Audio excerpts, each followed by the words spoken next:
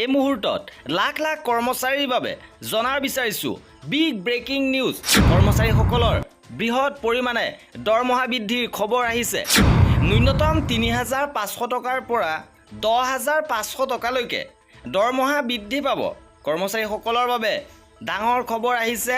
কি আছে সবিশেষ খবৰৰ বাবে ভিডিঅ'টো প্ৰথমৰ পৰা শেষলৈকে চাই থাকিব। মাৰ্চ মাহৰ প্ৰথম সপ্তাহত ডিএ ৪% বৃদ্ধি কৰি ৫০% বৃদ্ধি কৰা হয়। সমগ্ৰ দেশতে কেন্দ্ৰীয় চৰকাৰ সকলো কৰ্মচাৰী লগতে অসমৰ সকলো কৰ্মচাৰীয়ে ডিএ ৫০% হাৰত লাভ কৰিছে। নিয়ম অনুসৰি ডিএ ৫০% হ'লে HR বা ঘৰ ভাড়া ভাত্তা সলনি কৰা হয়। গতিকে ডিএ বৃদ্ধিৰ পিছত চৰকাৰী কৰ্মচাৰীসকলে এই ভাত্তা বৃদ্ধিৰ বাবে অপেক্ষা কৰি আছে। ইতিমধ্যে DPTয়ে ভাত্তাসমূহৰ তালিকা বৃদ্ধি কৰিছে, য'ত ডিএক অৱগত কৰা হৈছে। অৱশ্যে HR বৃদ্ধিৰ সন্দৰ্ভত এতিয়াও কোনো সিদ্ধান্ত দিয়া হোৱা নাই।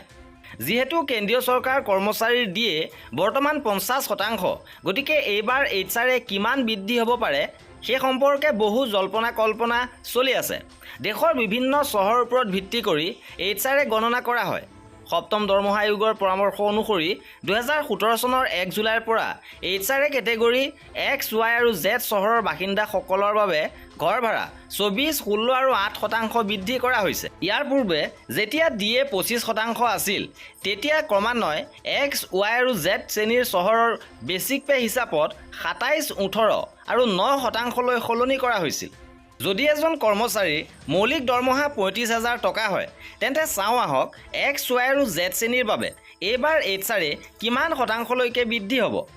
যাৰ মৌলিক দৰমহা ৩৫,০০০ টকা, ২৭%, অৰ্থাৎ X শ্ৰেণীৰ চহৰত ৯,৪৫০ টকা HR পাব। আৰু Y শ্ৰেণীৰ ক্ষেত্ৰত যাৰ মূল দৰমহা ৩৫,০০০ টকা হ'ব, তেওঁলোকে ১৮%, অৰ্থাৎ ৬,৩০০ টকা HR পাব। Z শ্ৰেণীৰ কৰ্মচাৰীৰ ক্ষেত্ৰত যাৰ মূল দৰমহা ৩৫,০০০ টকা হ'ব, তেওঁলোকে ৯%, অৰ্থাৎ ৩,১৫০ টকা HR পাব। কিন্তু 7 পে কমিশ্যনৰ পৰামৰ্শ অনুসৰি যদি ডিএ ৫০% হয়, তেন্তে X, Y আৰু Z শিতানত HR ৩০%, ২০% আৰু ১০%লৈ বৃদ্ধি কৰিব লাগে। যাৰ মৌলিক দৰমহা X শ্ৰেণীৰ চহৰত ৩৫,০০০ টকা হ'ব, তেওঁ ৩০%, অৰ্থাৎ ১০,৫০০ টকা HR হিচাপে লাভ কৰিব।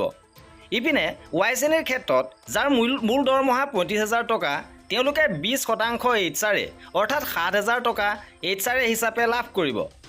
ইপিনে Z কেটেগৰীৰ ক্ষেত্ৰত যাৰ মূল দৰমহা ৩৫,০০০ টকা, তেওঁলোকে ১০%, অৰ্থাৎ ৩,৫০০ টকা HR হিচাপে লাভ কৰিব। ইয়াৰ ফলত X শিতানৰ চহৰত যিসকলৰ মৌলিক দৰমহা ৩৫,০০০ টকা হ'ব, তেওঁলোকে বছৰি ৩,৫০০ টকাকৈ লাভ কৰিব। আৰু কৰ্মচাৰীসকলৰ এনেধৰণৰ খা খবৰৰ বাবে আমাৰ চেনেলটো ছাবস্ক্ৰাইব কৰি ৰাখিব। ভিডিঅ'টো শেষলৈকে চোৱাৰ বাবে বহুত ধন্যবাদ।